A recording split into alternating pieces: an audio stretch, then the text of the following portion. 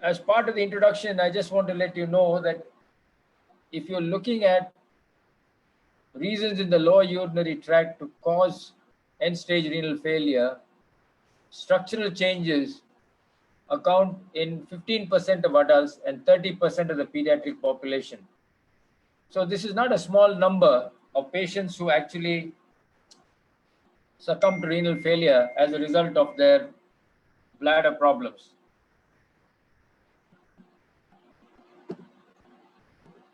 Many years ago, when we were in training, when the books were written about transplantation, as you know that in Vellore we started the first transplant in 71, 72. And at that time, the books that were available clearly listed that an abnormal bladder was a contraindication to renal transplantation.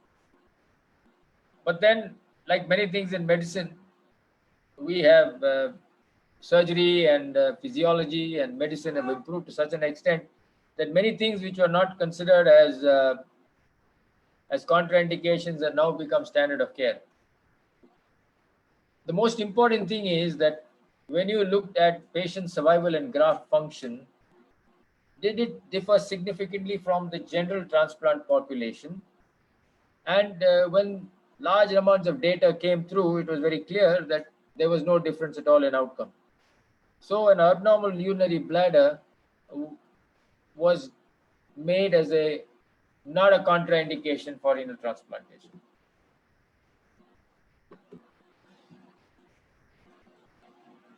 I think we need to understand that the normal bladder stores urine at a low pressure. We are all urologists, and it's at the expense of repeating this, but I think we need to keep these facets in our mind when we look at every patient who has a problem with the bladder. Even today, I find that patients who have got a neuropathic bladder dysfunction land up in renal failure, a totally avoidable situation. And many of them actually don't come for transplant, and actually that's probably a cause of mortality in this young group. Most of them are pretty young people. So bladder, we know, stores at low pressure, urine at low pressures. It does not leak, and it empties naturally, completely. I think we need to remember all these three facets when we are looking at somebody's bladder problem. There is no actual definition of a defunctionalized bladder, but Arando suggested that anybody who produces about less than 300 ml of urine in 24 hours could be considered as having a defunctionalized bladder. Many patients, I know many of you are doing renal transplantation, and there are many patients who actually, before they come for surgery, their urine outputs are very low. And the vast majority of them are chronic glomerular nephritis or unknown etiology. And all these patients, the moment you take the catheter out after transplantation, they all begin to void. It's as though the bladder has become magical. So I think we need to use this when we are assessing our patients with neuropathic or non-neuropathic conditions which are causing bladder dysfunction. And it's very important to understand that if the voiding was absolutely normal before this patient developed oligoanuria, the bladder will recover to its normal capacity a few weeks after transplantation. I base a lot of my decision making on clinical history. I spend a lot of time asking the same questions again and again to the patient. And if I find that he has had no trouble voiding at all, he's the best judge. And then we do some tests just to confirm this, but basically it's a history. And therefore, we need to spend this time when we discuss voiding habits with our patients. I don't need to tell you that if the intravesical pressure at any time becomes greater than 40 centimeters, then ureteral transportation of urine ceases into the bladder, and then we have a cascade of events that we all know about.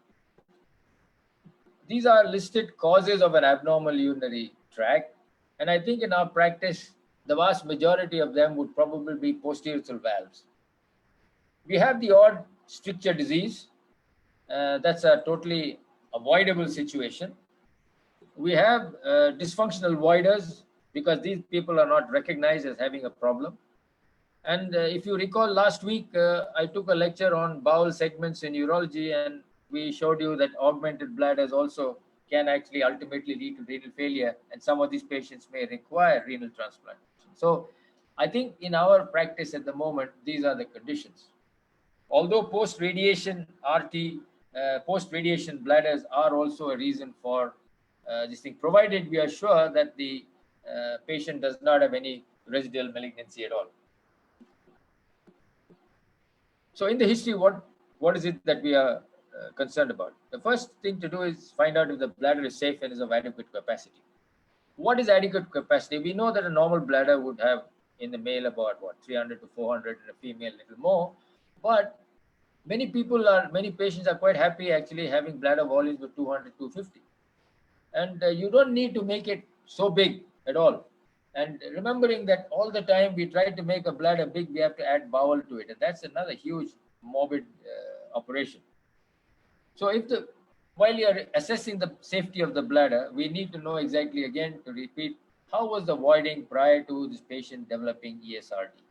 What is the voiding diary like? How many times was he going in the day? How many times was he going at night? Was incontinence an issue? Did he have urgent incontinence? Did he have nocturnal bedwetting? Did he start off having nocturnal bedwetting? He settled down, again it became a problem. And see if there were any old records available. Quite a lot of these patients will have some old records. They've been to hospitals.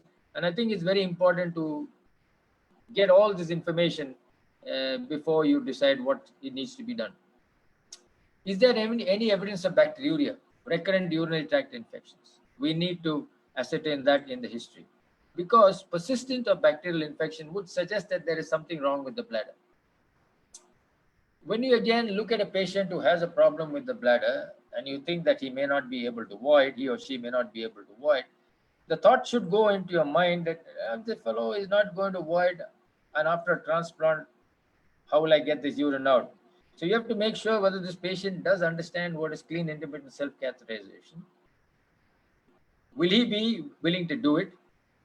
Will he accept CIC for the rest of his life, knowing all the problems in a post-transplant patient with CIC? I refer you to the articles which have been published, and recently an article also from CMC Vellore on the problems of CIC in transplant patients. And if the patient cannot do CIC, or you're not very sure that he will default somewhere along the line, then can the bladder and the voiding be managed with drugs and some other issue? So this is how you look at a history of a patient who has got a voiding problem. If at all you think that you have a patient who has been on follow-up and you think that he may be a candidate in the future for renal transplantation, especially these patients, children who got valves, I think you should start them young. Boys are notorious. They have sensate urethras unless they've got neuropathic bladders. And even in neuropathic bladders, sometimes the urethra is sensate. So they might start off initially very enthusiastically, the mother or somebody else may do it, but then ultimately it is left to the child to do it. Now, will the child actually do it? You need to do a lot of talking to the children, and they are scared naturally, and nobody would like to do this. And this is a young boy who had a posturethral valve when he was when he came to Vellore many years ago, nearly about 25 years ago. And we knew that he was going to slowly go into renal failure. And I want you to remember this picture because I'll come back to it at the end. And we taught him how to do CIC. And in fact, his grandfather was the main person who encouraged him and made sure that he could learn how to do CIC. And this is the boy at that age when we taught. So if you can actually teach them young and get them convinced that this is what is to be done, you will make a lot of inroads. Now, what about management issues in patients who have got bladder problems and they are going to come up for a transplantation? I personally feel we should try to avoid long-term dialysis for them. And I think we need to consider in this group preemptive transplantation. You know that you can it's like a diabetic. He's already gone into the problem and he needs a transplant, only then he's going to recover. Same here. I think we tend to delay quite a bit, and then we have problems with dialysis, with access, etc. So if at all you can consider a preemptive transplant, it's a good idea simply because the patient is making urine at that time. And it's very important that when you have a bladder which is these which is so-called defunctionalized, it's a good idea to actually evaluate when he's actually making urine, because that gives you some degree of normalcy. I think you must remember that quite a lot of these patients do have bacteria, and they get recurrent UTIs. And if you have to actually take off these kidneys, then you will be left with an anephric state. And it's very difficult for a patient, at least in our country with the hot, humid climates that we have, for them to manage dialysis literally every other day, restrict their fluid intake in an anephric state. If you see patients who have had bilateral nephrectomy pre-transplant, they are not they're very sorry lot of people. So as it is, they are on dialysis, then add to this problem. So try to avoid the anephric state as long as possible. If you can avoid doing CIC, go ahead. That's the way to do it. Try to see if normal voiding can be achieved and making it safe at the same time. That's the most important thing. My first slide showed you, can we keep this bladder safe? And last but not least, control sepsis. So these are management issues that we have to look at in a patient who presents to us with ESRD secondary to a bladder dysfunction. As I told you, quite a lot of these people are actually children. And long-term dialysis is not a good idea in children. Access is a major problem. If you are considering augmentation for these patients, if you are considering augmentation as part of your pre-transplant workup because the bladder is not safe, then having a low urine output state is not a good idea. You need to have urine, we need to be cycling this bladder, because if you have a very low output state and then you've done an augmentation on that, that means the patient already is on dialysis. You now have to reevaluate his bladder. You want to do an augmentation before it becomes safe with the renal allograft. You need to have bladder washes, cycling. So, if I put a catheter, they've got to wash the bladder 3-4 times a day. By doing the cycling, they will keep the bladder volumes up, prevent contraction. So these are added issues in a patient, and especially if the patient is not very old as a child. These are things that are very difficult for families to manage. So try to do whatever you can when there is a urine output in these patients. The anephric state also adds to another host of other hormonal problems, because we know the kidney does have hormonal function, and that goes completely awry when you have an anephric state. And as I said, that especially children, if you have to manage a restricted fluid intake in hot climates with an anephric state, you have problems. What about CIC? Now we know that there are patients who do CIC have symptomatic UTIs. Not all of them, but you have a group of them. And you will see in your own practice that some of them do come with recurrent with epidermal orchitis. And this can be a problem post-transplant. There are patients post-transplant. While we say, yes, you can carry on, but when you see patients and when you have them on long-term follow-up, they do come at least once or twice a year with symptomatic UTIs. Some of them can actually have severe graft pyelonephritis as a result of the UTI and alter graft function. And some of them, because the CIC, can get epidermal orchitis. You may have to do orchidectomies because there's pus in that testis. So this is not, when you see patients and they have all these problems, you want to try and avoid CIC if you can. I'm not saying everybody you can do it without CIC, but try to avoid it. I'm not sure whether you've encountered patients who become non-compliant with CIC. That's terrible. I've had patients who suddenly decided that they will void, and everything was all right with the transplant, and then hang on, they got all sorts of problems as a result of it. And when they started to recatheterize themselves, they caused trauma, so that added insult to injury. So it's a major disaster. So if you think that this patient is not going to do or is going to be a problem with CIC, then you may have to consider mitrophanol. And I think most people feel safe and they have an added backup as a mitrophanol in these patients. But you have to remember that mitrophanol is a morbid operation. There is literature data to suggest that up to 40% of patients can have revisions of their mitrophanol. So, while you say, yes, I'll do this, I will do that, when you have patients on long-term follow-up, you have to be very careful as to what exactly is the procedure of choice and how you're going to manage them. We need to remember that these are patients who are renal transplant patients, they're immunocompromised, and they are in a different bracket altogether. So every action of ours needs to take that into focus. So if you have to control as a result of infection, sepsis, then you have decide about nephrectomy with or without uretrectomy. And you need to keep the bladder pressures low. You need to keep the bladder empty, and you need to manage constipation if you had a problem with dysfunctional voiding. So these are ways by which sepsis can be controlled in some of these patients who have dysfunctional bladders, and you are now deciding that you need to go for transplant, and this is all pre-transplant workup. So when you have to come to evaluating the bladder, I personally feel that these are the three most important things that we need to do. Every patient who has got a problem with their bladder, I do a CMG.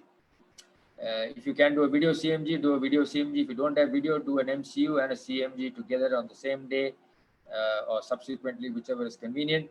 And I tell you, you can get as much information from these two because most people do have CMG facilities and MCU facilities. So don't back on video CMGs all the time to make your decisions. And I think it's important to do a cystoscopy on these patients well before you actually transplant them. Don't do it on the day of surgery and be surprised. So you need to assess the urethra, you need to assess the bladder, you need to have this patient in your book. You have to also remember one more thing, that many of these patients may not have actually a live related donor. They may be on the deceased donor list. And if you have not evaluated them properly before transplantation, you're going to be cropped up suddenly with a patient with dysfunctional bladders, and they say, put a kidney in, and that is disaster, absolute disaster. So I would rather that you use that kidney for somebody else rather than put that kidney in somebody whose bladder has not been properly evaluated.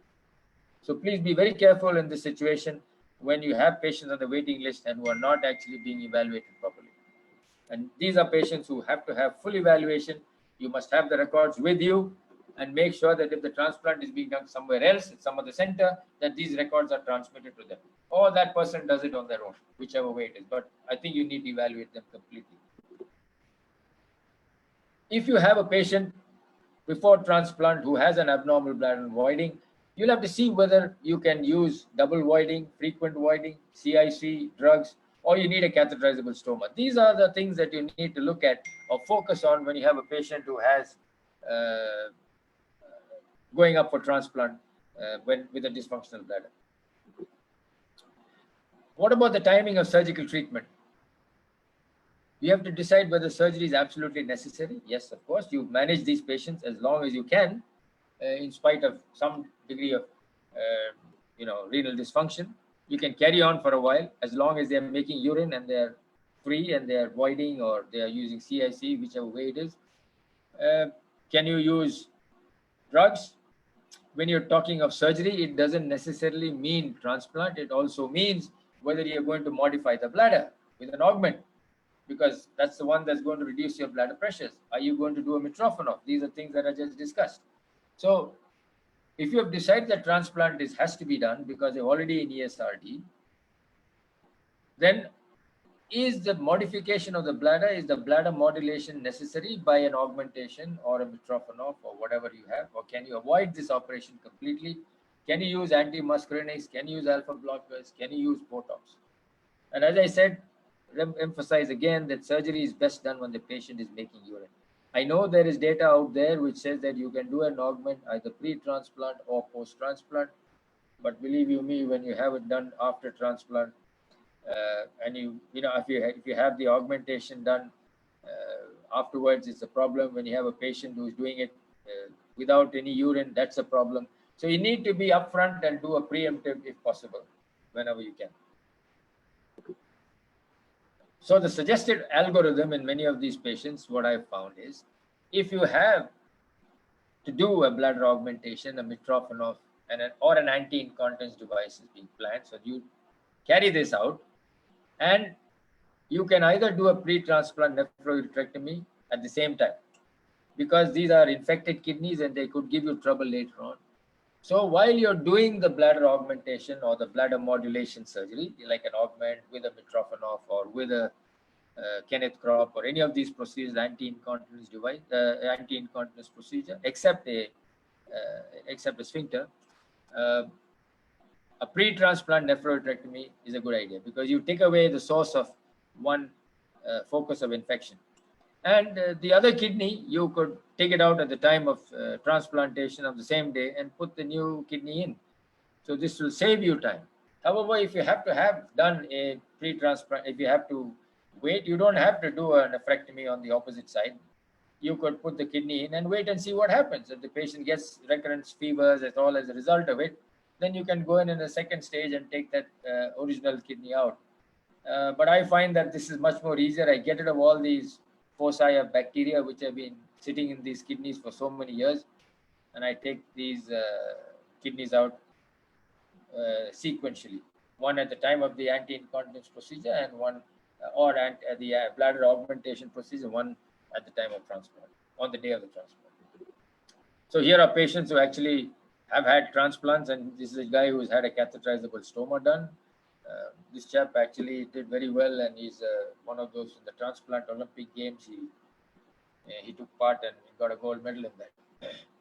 This is a lady who actually has done well, has recovered completely and cured of her bladder, of a malignancy, but her bladder was completely destroyed, and subsequently we did a conduit and transplant with a conduit, so you can have that also.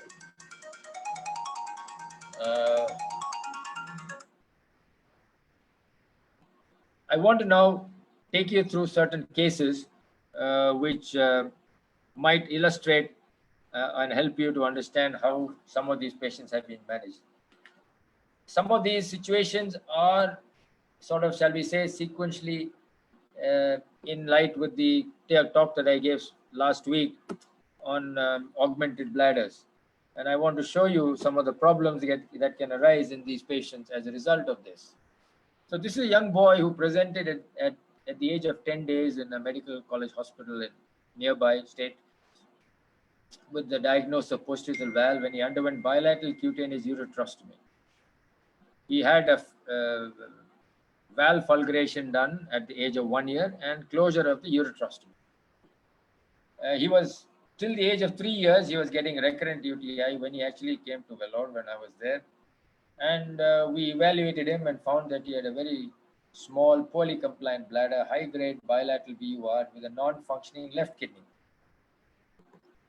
So at that time, I thought maybe it's a good idea to do a sigmoid cystoplasty because that's a useful. The sigmoid is just sitting there.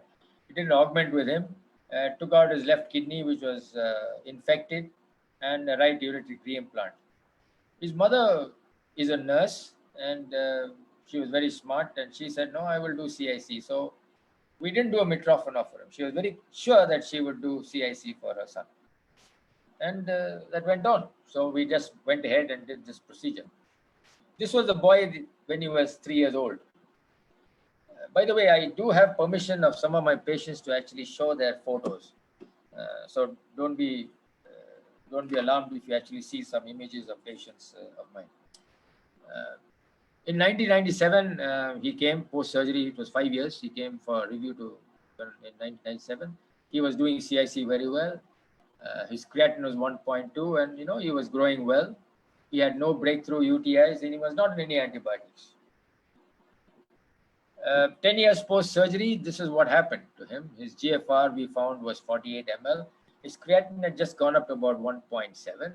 And this is typical adolescent growth spurt. And you know that this can happen in children. You got to be sure. Remember that this boy had PUB, he had bilateral cutaneous ureterostomy. So the meat is bad. The kidney is bad from a start. So you'll have to, milk it as you go along and get maximum mileage. So he was well till 2008, and he was asymptomatic. When I was leaving Vellore, he came, and his creatinine at that time was 2.8.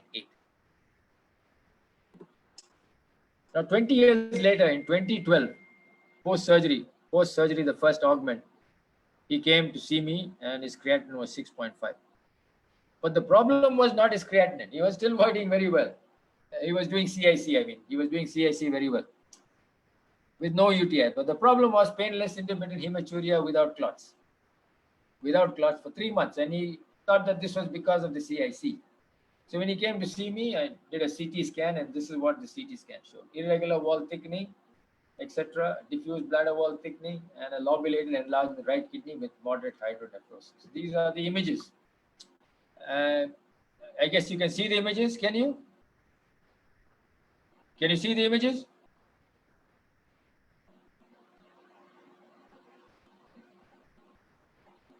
Hello, can you see the images?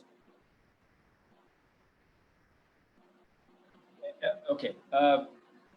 This was a large filling defect in the bladder. This was an augmented bladder, we need to remember. This was the state of the kidney. The left kidney, I told you, was removed when he was 3 years old. So this was a right kidney which was hydronephrotic. Creatinine, I told you, when he presented to me in 2012 was 6.5. So this was a tumor sitting there in the bladder. And I did a cystoscopy and found that this was a large necrotic tumor about 6 centimeters, occupying the right anterior bladder wall at the junction of the bowel bladder anastomosis. We know that it happens there, and this was typical. So I resected this tumor and took some random bladder biopsies and bowel biopsies to make sure there's nothing else there. And because his creatinine was 6.5 and he had this large growth sitting in the region of that reimplanted ureter, I decided to put a PCN for him, thinking that maybe we'll get some benefit with upper tract drainage at this time. The biopsy report came back as a well-differentiated adenocarcinoma, and all the random biopsies were negative for malignancy. Sorry. What seems to happen here? So we did a right PCN, and that did not improve renal function, but he still continued to produce reasonable volumes of urine daily. He was doing CIC also at the same time, because both the PCN was draining as well as he was passing. I just want to show you how his progression to renal failure was. 1992, this boy came to me, and this was what happened in 2014. His creatinine just shot up. And in 2014, we had to intervene at some point, and I'll tell you what happened. So what was next? I need to know whether this bladder is safe. This is a tumor in the bladder. Remembering that this was a posterior valve bladder to start with. It is now an augmented bladder. So the original disease of PUV with the valve bladder situation still exists. On top of that, we have a bladder which has got tumor in it. What do we do now? The question is, do we take out all his bladder, leave him with a conduit? What is the optimal time before we can proceed with renal transplantation? These are the issues that need to be discussed with your team, with your nephrology colleagues, and with the parents. It's very important. So to make sure that the bladder was safe, sorry, I left out. So when this biopsy report came back as this, I left out an important point in this. The right PCN did not actually improve renal function, and this tumor had to be removed. Now, whether we do a total cystectomy for him and leave him with a conduit at this point, or do something different. The bladder was good. When I did the cystoscopy, I found surprisingly the bladder was good. The native bladder itself was good. So I decided to actually take off the augmented segment, did a laparotomy, took off the augmented bowel segment, re-implanted the right ureter into that system, and put a DJ stent in. We did a standard lymphadenectomy for him. So the report came back finally as adenocarcinoma. I had told you that the bladder biopsies were negative. All the lymph nodes were negative. And because his creatinine was still high, we constructed a radiocephalic fistula at the same time. Prior to doing all this, we did a colonoscopy for him to make sure that there was nothing in the colon. And I'll tell you why it is important to do all this. It's written in the books, but it's important to do all this. So we need to find out now what is the optimal time with malignancy. We've done the procedure now. We've taken off the augmented segment, but is this guy, after we put a kidney in and immunosuppress him, is he going to have a problem with recurrence of malignancy? So I scoured the literature. We have to remember that this is a different. I wrote to actually 3 transplant surgeons in the world who have a lot of experience with malignancy post-transplant. And none of them was able to give me a clear-cut answer because they were also not very sure as to what is to be done. And what is the timing of transplantation? Many people said wait for 2 years. The parents were not very happy to wait for 2 years. This boy had to be on dialysis. He had only one donor who was his father. The mother had a different, was a diabetic. The father was borderline hypertensive, one drug hypertension. And he was getting on his years if he waited. So I actually reasoned with myself and looked at literature and found that primary tumors in the colon, which are de novo colonic cancers, behave differently to a tumor which is seen in this situation. This is an augmented bladder, and this is a tumor in an augmented bladder. I think the two are different. And that's why we did a colonoscopy to make sure that there was nothing inside his bladder, inside his colon. And there was only one surgeon in the US who said, I think what you're saying makes sense. And that is Danovich. So he said, I think what you're saying is right.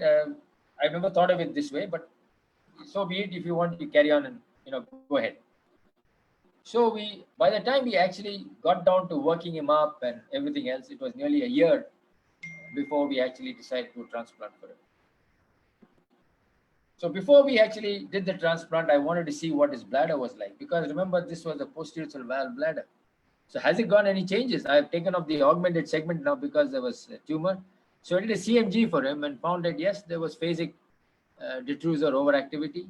The compliance was still a little bit not ideal, and you can see that there is leaks at the time of some degree of change here. When the bladder pressure rises, he's got a bit of leak. So I've already taken off his augmented segment. So what's the next thing to do? I put Botox into his bladder.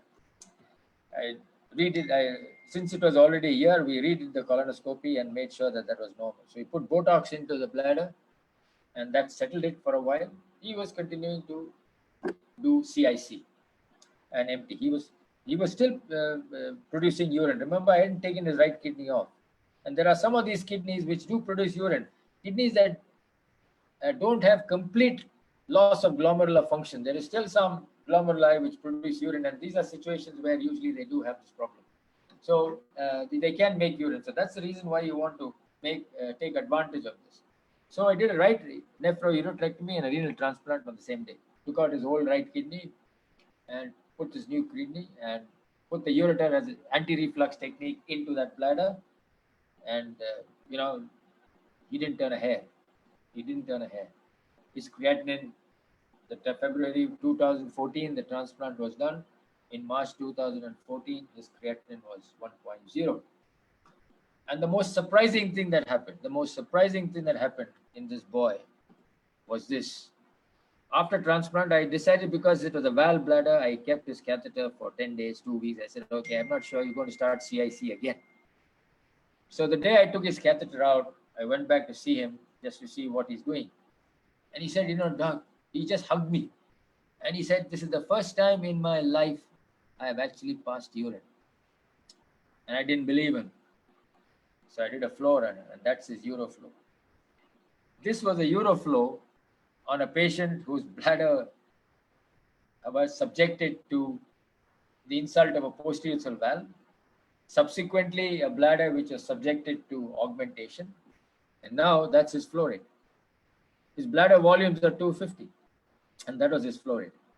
I still can't believe it, that this is what has happened.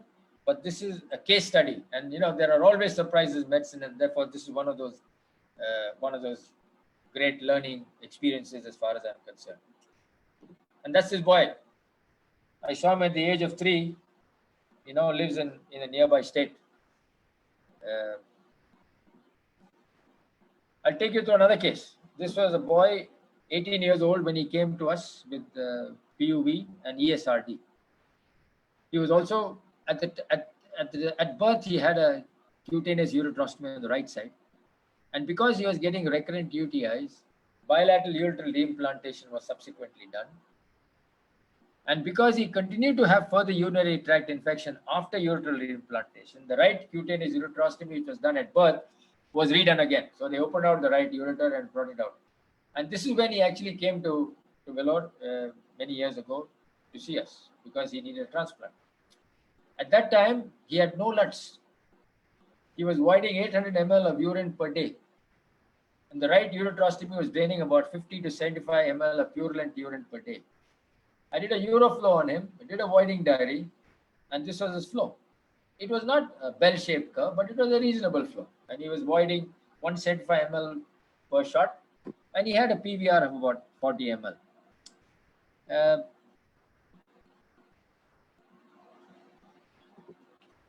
So this was my transplant strategy. I did not do any urodynamics on him.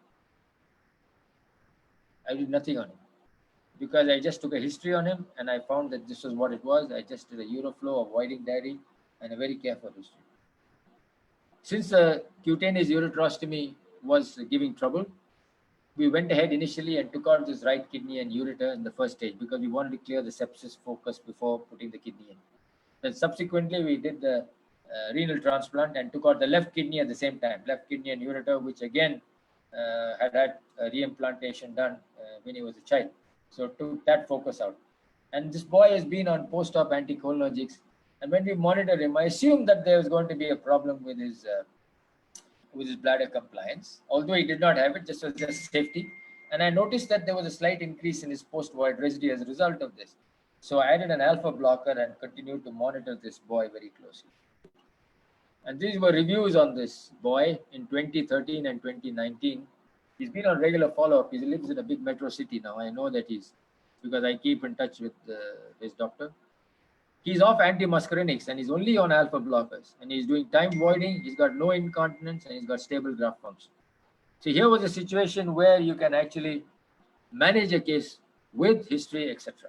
Just with very careful, diligent history and careful observation. Take you to another girl. When she came to us, she was 20 years old with poor urinary flow, recurrent UTI since birth, and constipation. She was diagnosed as having bilateral VUR and reflux nephropathy and underwent renal transplantation in 1991 at the age of 2.5 years, 2.5 years. When she came to us, she was 20 years. And there was no improvement. And therefore, she underwent in 1992 bilateral nephrostomy and then subsequently right ureterostomy in 1992, simply because she continued to have recurrent UTI. So the left side, which was reimplanted, stayed, but the right side again continued to give trouble. So she was left with the right ureterostomy. Her symptoms and renal function over time since 92 continued to worsen, and she was referred to us for renal transplantation. So when she came to us, she had a right ureterostomy, and she was in renal failure. She was producing some urine. So a pre-transplant evaluation showed a small capacity, poorly compliant bladder with bilateral VUR, and she was voiding about 600 to 800 ml of urine per day. So what did we do? In September 2008, we took out a right kidney, which anyway had a ureterostomy there with the focus of sepsis, and took out the proximal right ureter and used the distal ureter as a Mitrofanov. Instead of taking an appendix and having its problem, I used the distal ureter, which was still in situ, as a Mitrofanov. Did an augmentation ileocystoplasty, and she was on dialysis at the same time. She was still producing urine. So since she had a Mitrofanov, she was producing urine. It was easy for us to actually go ahead and cycle her bladder. She was on dialysis at that time also.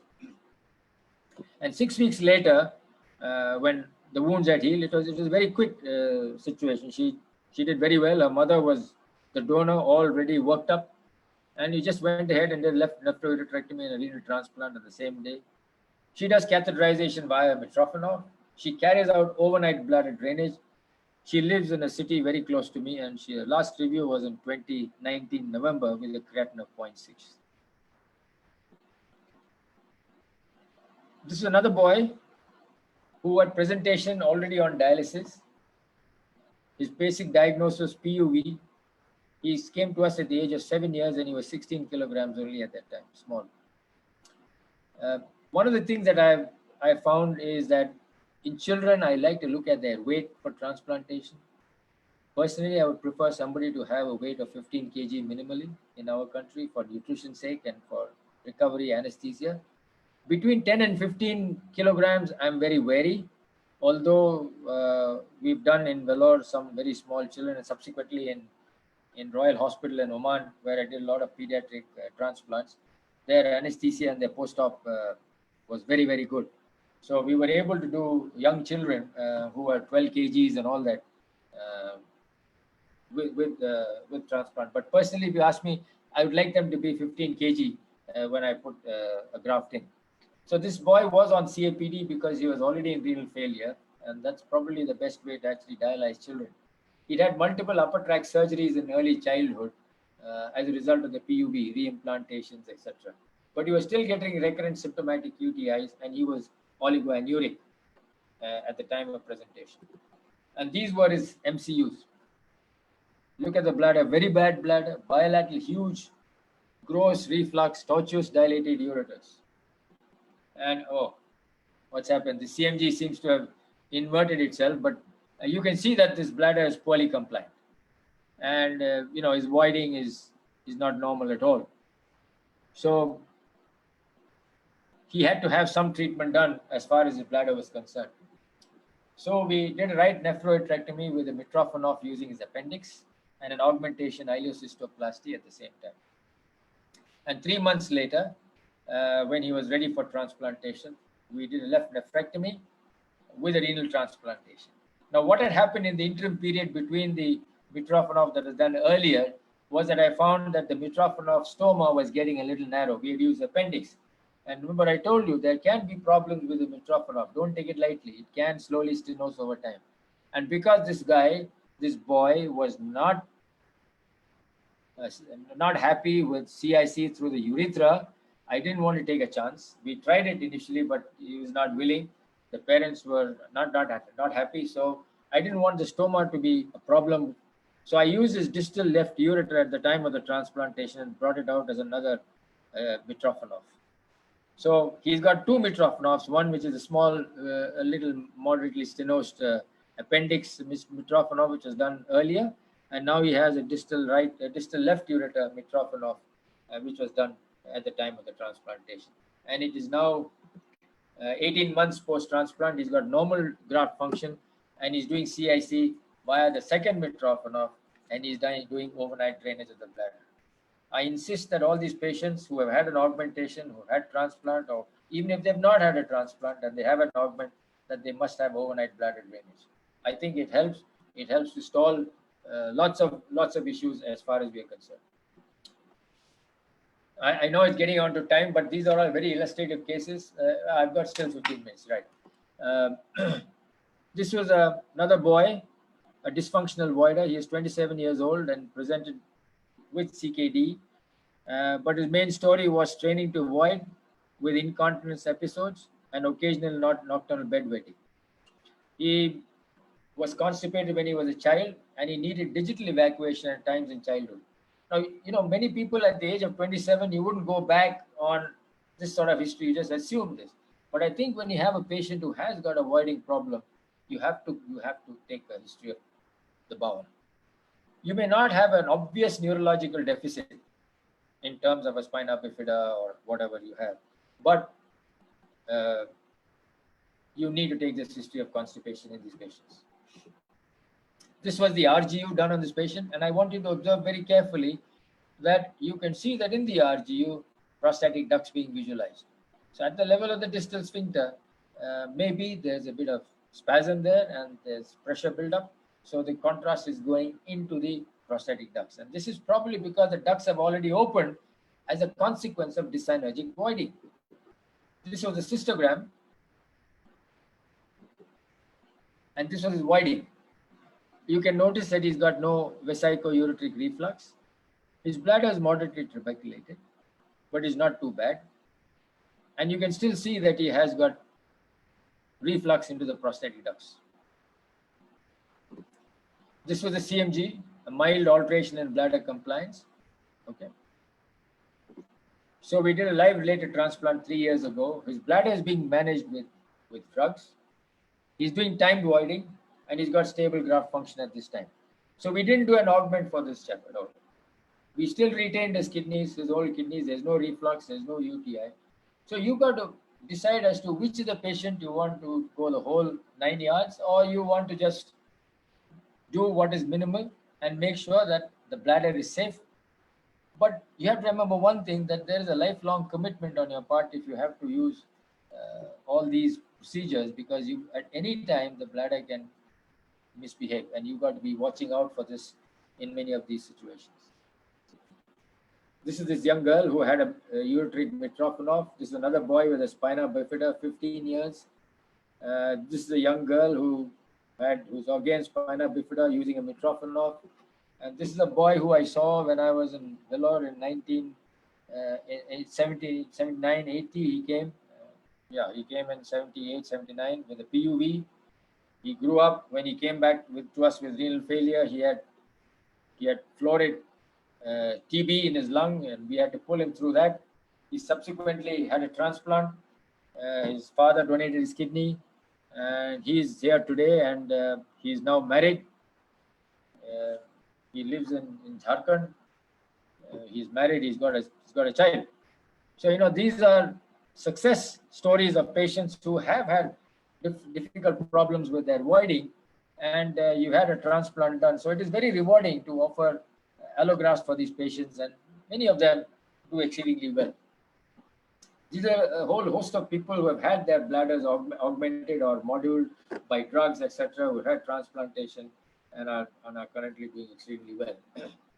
But I just want to leave this thought again with you, that I said this last week: bowel is bowel, therefore it will absorb, it will secrete. So whenever we put bowel inside somebody who has got a possibility that they will go into renal failure, whether it is stomach or whether it is bladder, whether it is colon or whether it's ileum, slowly they will absorb, and it will give you trouble.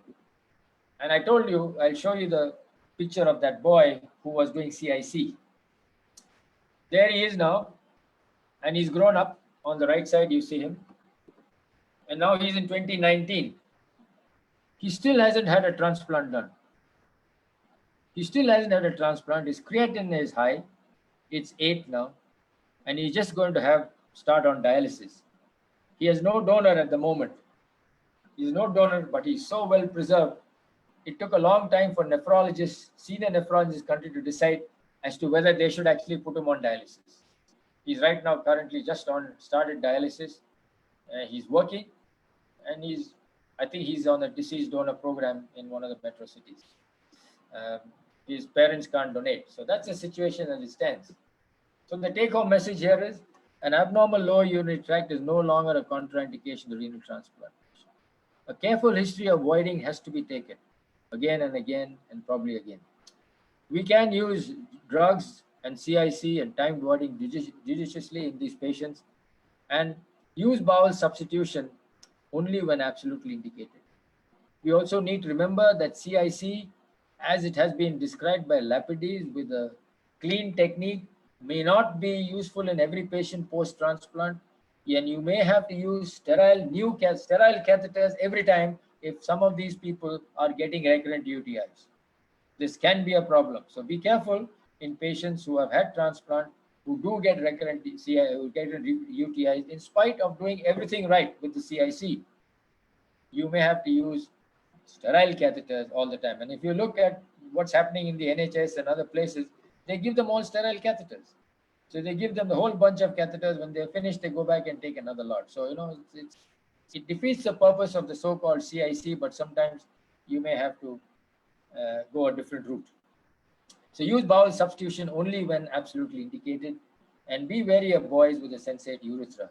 They will tell you, yes, they might catheterize themselves, but sometimes they may not. So you got to be aware of this and plan appropriately. So thank you very much. And I think if you have any questions, I'll take them now.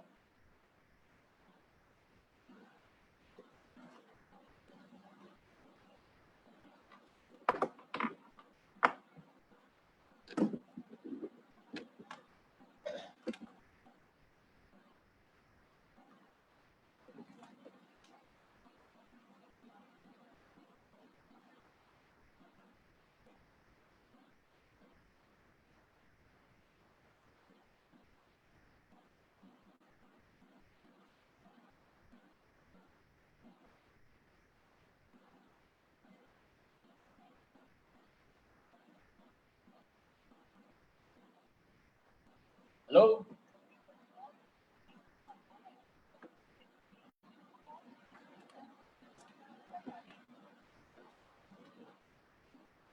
Hello?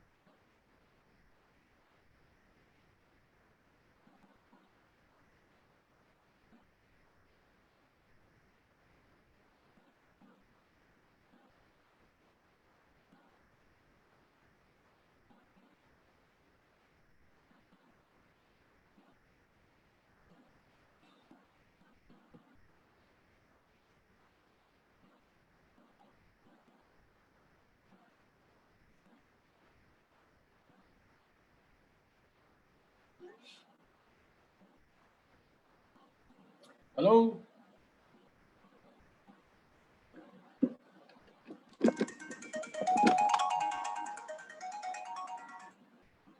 Hello, Nitesh? I have done. Yeah, I don't know whether I can. Yeah, sure, sure. I mean, I can't actually hear anybody, so I'm not very sure whether anybody was there and were they able to listen to the audio. I don't know.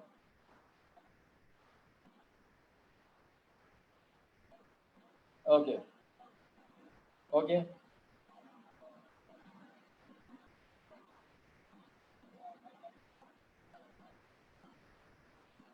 Okay. Okay.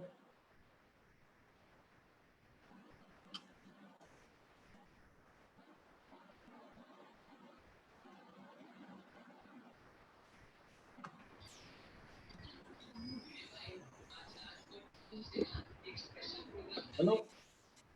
Hello. Hello. Hello. Yes, I can hear you. Hello. Yes. Hello. Hello. Yes, sir. Sir, there is a question by Dr. Syed Sajid Nazir. What is the role of CAPD in children? Role of CAPD in children, sir. Hello. Hello. Yes, I can hear you. Yes. So, what is the role of CAPD in children?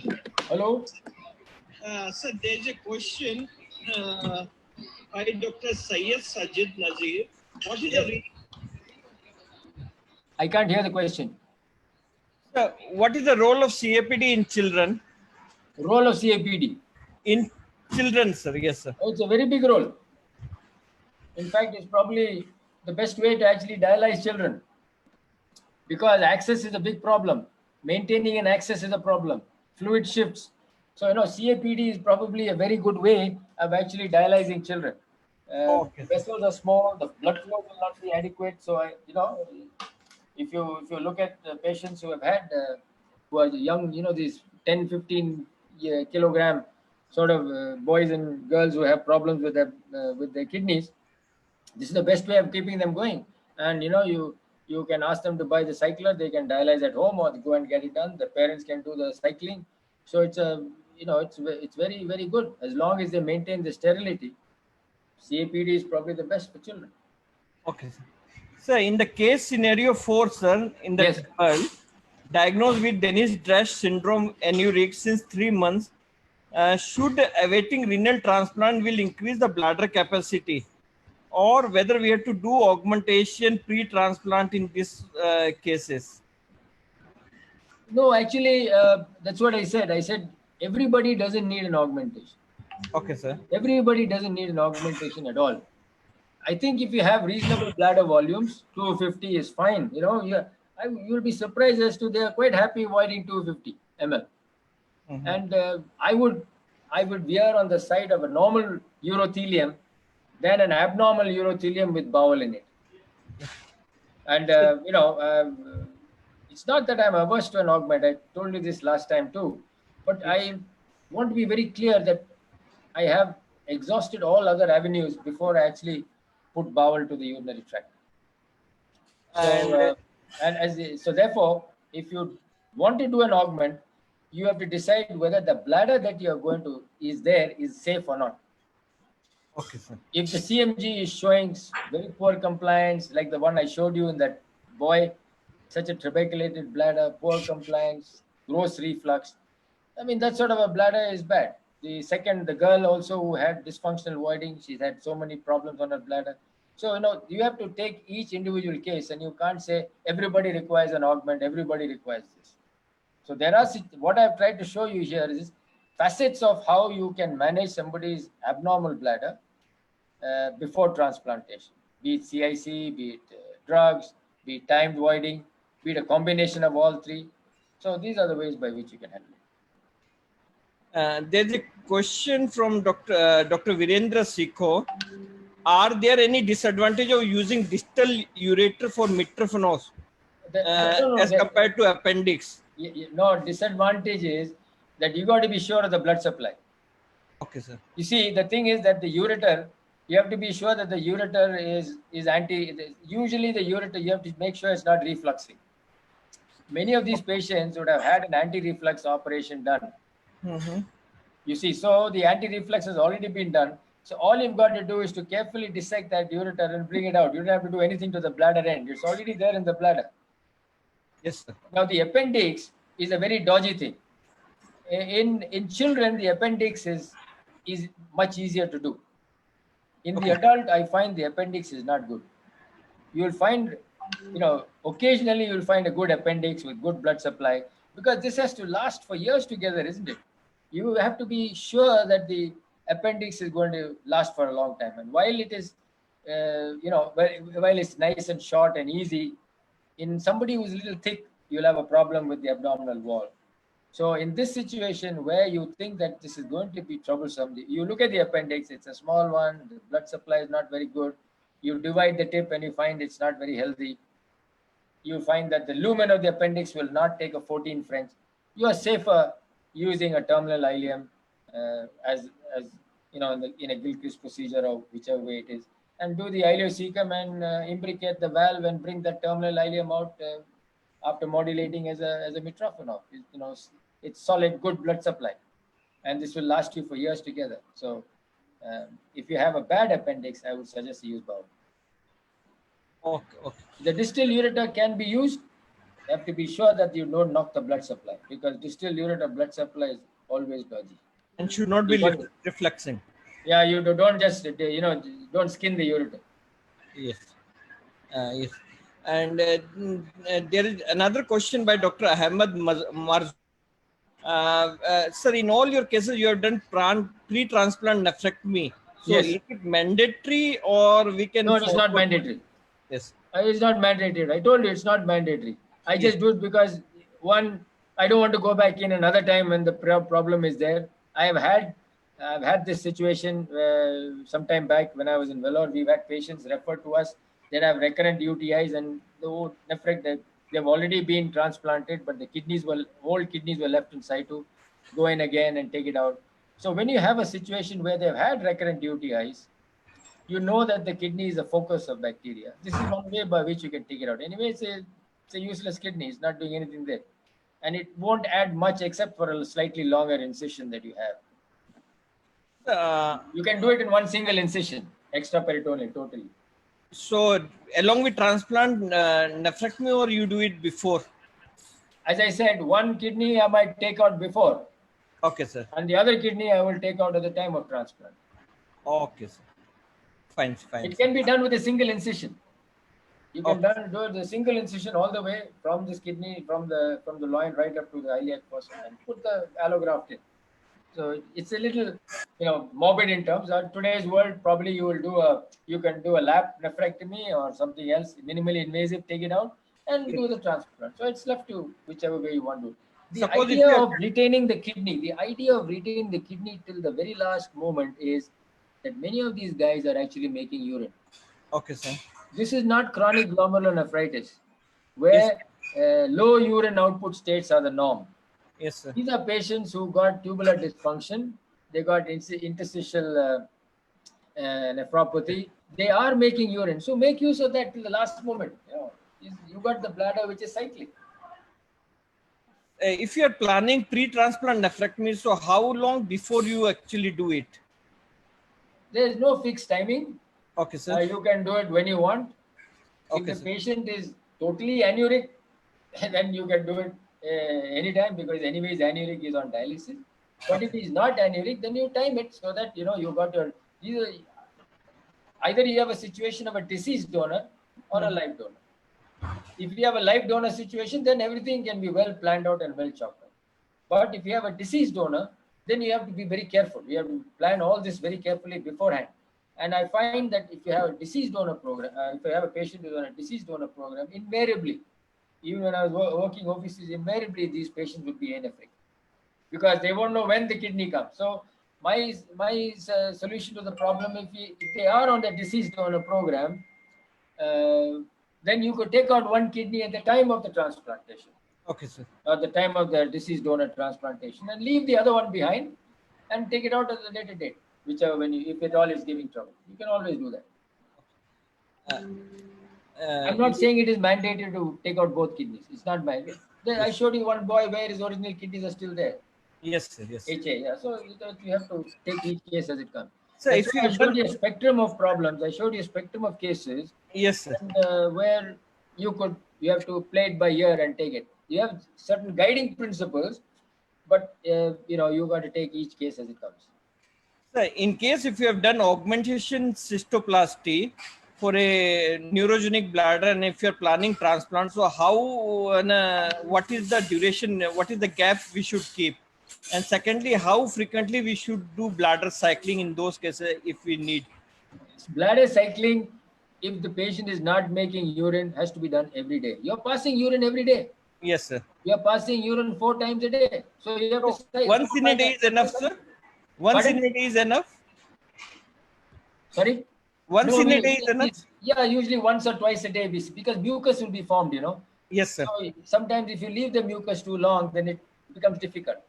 Yes, sir. So you would have to cycle it this way. So if you're passing urine 4 or 5 times a day, you can easily cycle your bladder easily twice or thrice a day. The advantage of cycling also is you can slowly increase bladder capacity. You will find that. You can tell the patient, today you put 200, tomorrow you put 250. For 1 week you put 250, after 1 week you put 300. You will find that the bladder capacity increases. This is like stretching. This is like, your skin when you put these implants to get your skin done. You Yes. do the same thing with your bladder. And You what? can do the transplant as soon as you think the wounds have healed. I showed you Okay. that girl in 6 weeks, we put the graft in because Okay. she was ready.